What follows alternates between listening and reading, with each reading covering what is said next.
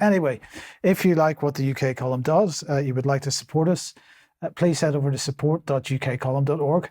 Options to help us out are there, and we do need your support. It's only you that is keeping us going. ukcolumn.org and ukcolumnextracts.co.uk are the main places to go if you should be able to share our material. Facebook, of course, no longer available to us, and so hopefully most people have been watching this program on Facebook have worked out how to find it elsewhere.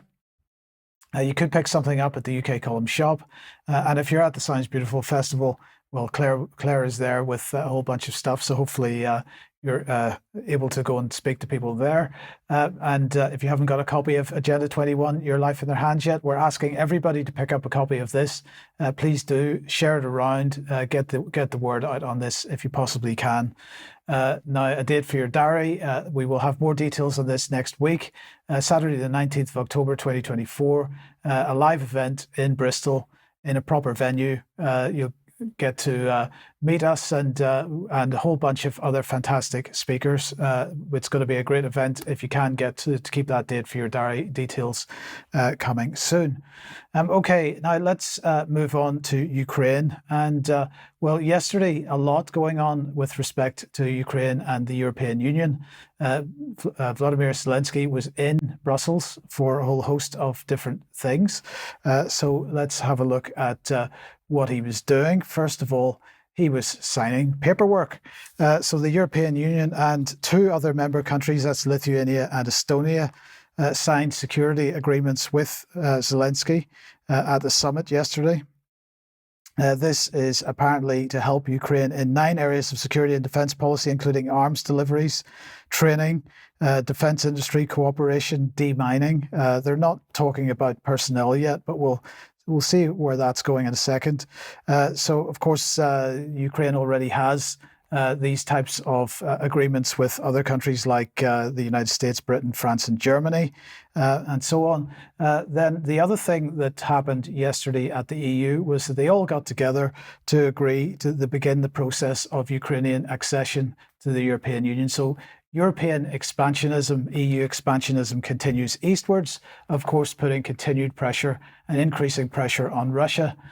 Here is the president, because one of the presidents of the EU, this is the president of the European Parliament, Roberta Metsola, tweeting out, as we launch accession negotiations with Ukraine today, we also open a new chapter that strengthens our political bond and deepens our security commitment to reiterate our unshakable support to help Ukraine defend itself, to work towards peace, because everybody knows that peace only happens when you've had a war. So therefore, that's how they're working towards peace. Who else was talking about this? Well, Ursula von der Leyen, of course. Dear Volodymyr Zelensky, the opening of accession negotiations was an historic moment. You will find your rightful place in our union. Today, we disperse a new 1.5 billion euros under the Ukraine facility to keep Ukrainian state running as you fight for freedom. So let's just have a look and at a couple of seconds of Roberta. She, a reminder, is the president of the European Parliament, and what she had to say. And the start of accession negotiations with Ukraine and Moldova, we are sending the clearest of messages of our unwavering support for Ukraine, our common security, and the geopolitical importance of enlargement.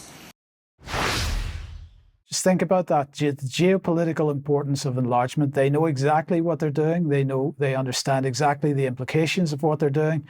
The push eastwards, putting more and more pressure on Russia. And geopolitically, it's a very dangerous situation. Following all that, then, Zelensky went off and met Jens Stoltenberg. Jens Stoltenberg, the outgoing head of NATO. Well, Jens's last NATO summit will be in a couple of weeks' time. So Stoltenberg welcomed Zelensky to NATO headquarters to discuss final preparations for the NATO summit. At the summit, increasing support for Ukraine will be top priority for allied leaders. So there we go. This is what Jens had to say.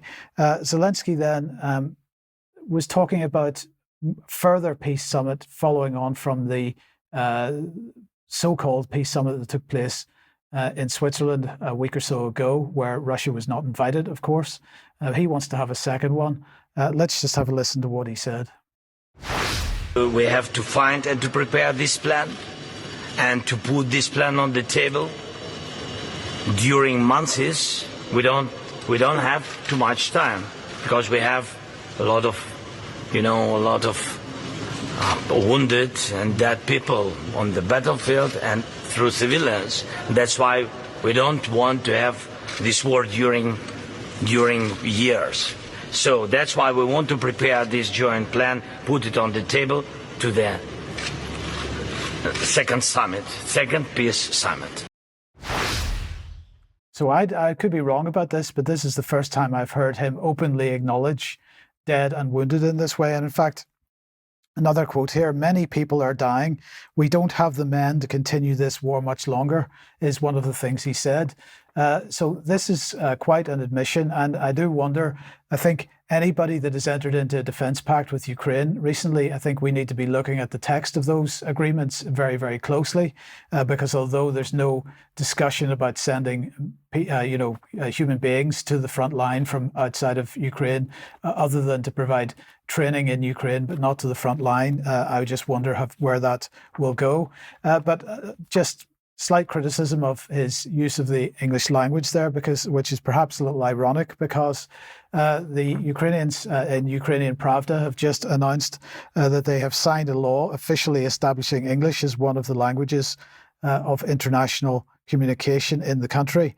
So English is now going to be mandatory for heads of local state administrations, servicemen of the officer corps, prosecutors, tax officials, customs officers, heads and teachers of institutions of higher education and scientific institutions, heads of healthcare institutions, and so on. So Russian, of course, was traditionally the language in the Eastern Bloc. That's no longer going to be the case in Ukraine.